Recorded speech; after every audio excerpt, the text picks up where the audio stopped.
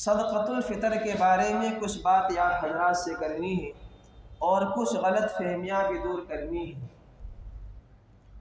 صدقۃ الفطر واجب کب ہوتا ہے اور واجب کس پر ہوتا ہے، پہلے تو آپ اس کو سمجھیں۔ صدقۃ الفطر کے واجب ہونے کے لیے جو چیزیں زکوٰۃ کے لیے ہیں وہی چیزیں صدقۃ الفطر کے لیے ہیں، لیکن ہمیں اس میں ایک چیز بڑھانی ہے۔ جیسے زکوٰۃ کے فرض ہونے کے لیے سونے کا ہونا یا چاندی یا کیش یا پھر کوئی بزنس کا سامان ایسا ہو کہ جس کو ہم نے بیچنے کے لیے خریدا ہو، چاہے وہ دکان کا مال ہو، چاہے وہ پلاٹ کی شکل میں ہو، مشین کی شکل میں ہو یا گاڑیوں کسی بھی شکل میں ہمارا بزنس کا سامان ہو، یہ چار چیزیں زکوٰۃ کے لیے ضروری ہیں۔ تو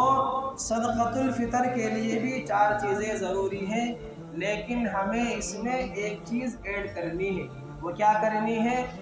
کہ ہمارے گھر کے اندر بہت سے سامان ایسے ہیں کہ جن کو ہم سال بھر استعمال نہیں کرتے، تو ہمیں اس چیز کو بھی ایڈ کرنا ہوگا، اور اس چیز کو ایڈ کرنے کے بعد اگر ہم صاحب نصاب بن جاتے ہیں، یعنی ہمارے پاس اتنا مال ہو جاتا ہے کہ جس سے ہم 52.5 تولہ چاندی خرید لیں، اس کے اوپر صدقۃ الفطر واجب ہے۔ مثال کے طور پر گھر میں کچھ سامان ایسے ہیں،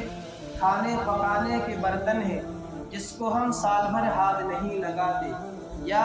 کچھ کپڑے ہیں، یا کسی کا کوئی موبائل ہے، یا کچھ گاڑیاں وغیرہ ہیں کہ جن کو ہم سال بھر استعمال نہیں کرتے، ایک بار بھی استعمال نہیں کرتے، تو اس کو ہم پھر نصاب کے اندر ایڈ کریں گے۔ اسی طریقے سے صدقۃ الفطر ہر کسی کے اوپر واجب ہے، چاہے وہ بالغ ہو یا نابالغ ہو، چاہے ایک دن کا بچہ ہو۔ بلکہ علماء یہ کہتے ہیں کہ اگر عید کی جو صبح صادق ہوگی،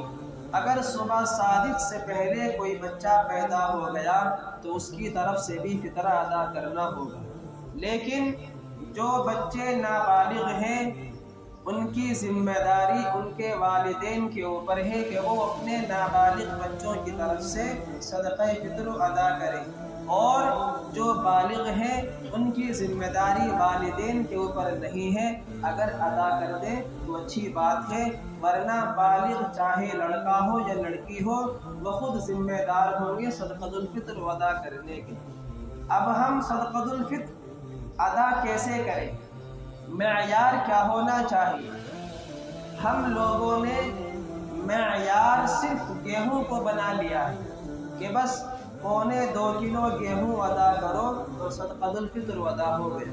میرے دوستو، ہم یہ دین کے ساتھ بہت بڑی ناانصافی کرتے ہیں، بلکہ میں تو یہ کہتا ہوں کہ ہم دین کے ساتھ خیانت سے کام لیتے ہیں۔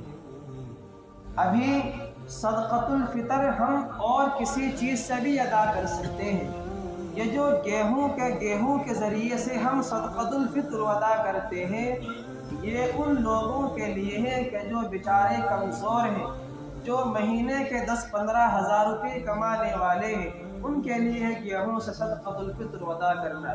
لیکن جو لوگ مالدار ہیں، صاحب نصاب ہیں، اللہ نے ان کو خوب مال دیا ہے، مہینے کے 50, 60, 70 ہزار روپے کماتے ہیں، تو وہ لوگ صدقۃ الفطر چاہے تو کھجور کے ذریعے ادا کرے، چاہے کشمش کے ذریعے ادا کرے، یا پنیر کے ذریعے ادا کرے، یا چھوارے کے ذریعے ادا کرے، جس سے چاہے وہ ادا کر سکتے ہیں۔ لیکن اس بات کی طرف توجہ کی زیادہ ضرورت ہے،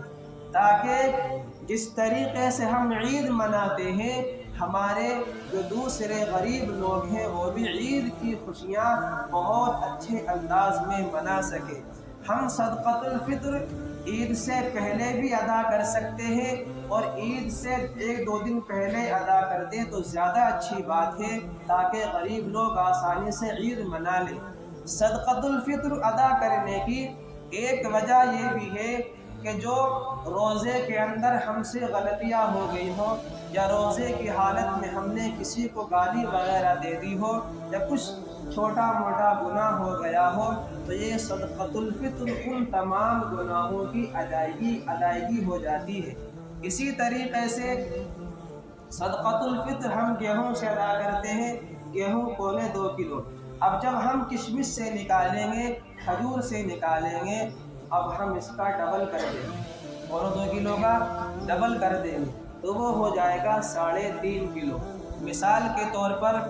بہت سے لوگ ایسے ہیں کہ جو 200 روپے کلو والی کھجور کھاتے ہیں،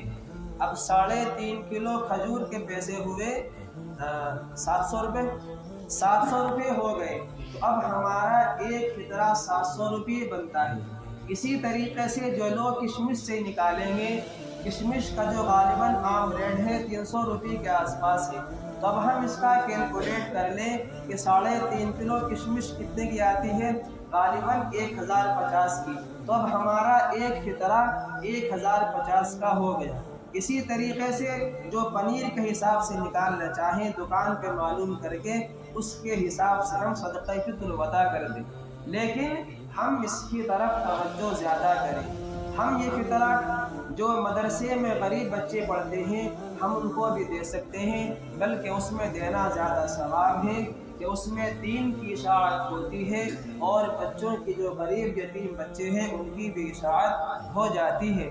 لیکن ہم صرف گیہوں پر اکتفا کر کے نہ بیٹھ جائیں۔ میں یہ بار بار بات اس لیے کہہ رہا ہوں کہ میں نے یہ دیکھا ہے